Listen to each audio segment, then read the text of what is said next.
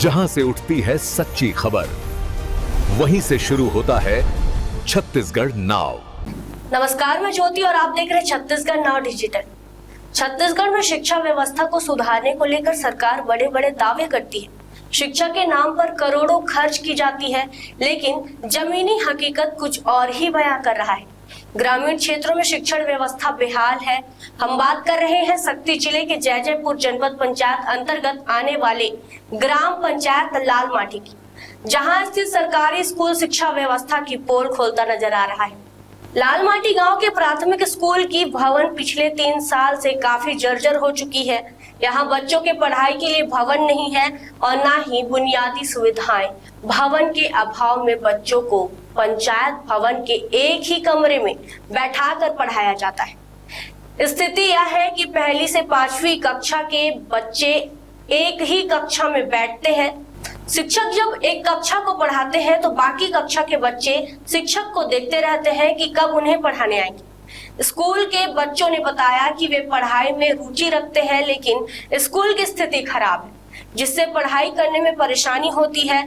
जिले के जैजैपुर ब्लॉक अंतर्गत ग्राम पंचायत लालमाटी में प्राथमिक विद्यालय की हालत बेहद जर्जर हो चुकी है। स्कूल भवन की छत से प्लास्टर झड़ रहा है और दीवारों में जगह जगह दरारें पड़ गई हैं। सुरक्षा की दृष्टि से विद्यालय भवन को असुरक्षित मानते हुए अब बच्चों की पढ़ाई पंचायत भवन में कराई जा रही है। पंचायत भवन के एक ही हॉल में कक्षा 1ली से 5वीं तक के बच्चों को एक साथ बैठाकर पढ़ाई करा रहे हैं। इससे न सिर्फ पढ़ाई का माहौल प्रभावित हो रहा है, बल्कि बच्चों की एकाग्रता पर भी असर पड़ रहा है। ग्रामीणों का कहना है कि शिक्षा विभाग और जनपद पंचायत को इस ओर जल्द ध्यान देना चाहिए, ताकि बच्चों को सुरक्षित और बेहतर अध्ययन वातावरण मिल सके। ग्रामवासियों ने बताया कि कई बार शिकायत और प्रस्ताव के बावजूद अब तक विद्यालय भवन की मरम्मत या नया भवन निर्माण स्वीकृत नहीं हुआ है। लोगों ने प्रशासन से शीघ्र कार्रवाई की मांग की है, ताकि बच्चे फिर से अपने स्कूल भवन में सुरक्षित रूप से पढ़ाई कर सकें। विद्यालय की छत और दीवारें इतनी कमजोर हो चुकी हैं कि वे किसी भी वक्त गिर सकती हैं। कक्षाओं की दीवारों पर दरारें इतनी बड़ी हो गई है कि प्लास्टर उखड़ने लगा है। बारिश के मौसम में स्थिति और भी भयावह हो जाती है, जब पानी टपकने के कारण बच्चे बरामदे के एक कोने में सिमट कर बैठने को मजबूर होते हैं।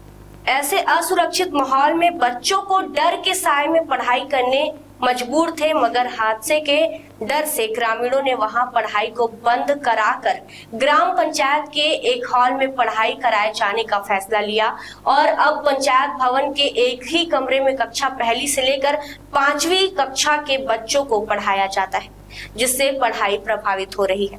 शक्ति से हमारे संवाददाता लाला उपाध्याय की रिपोर्ट। हमारे स्कूल झरझर है, इसलिए हमारे मैम सर को बताए हैं कि वो लोग आवेदन पत्र दिए हैं, लेकिन हमारा स्कूल नहीं बना है और सरकार से आवेदन करते हैं कि वो हमारा स्कूल को जल्द से जल्द बनवाया जाए। हमारा स्कूल जर्जर है और कभी भी गिर सकता है। हम लोग बैठकर पढ़ाई ढंग से नहीं कर पा रहे हैं, इसलिए हम लोग पंचायत भवन पे बैठकर पढ़ाई करते हैं।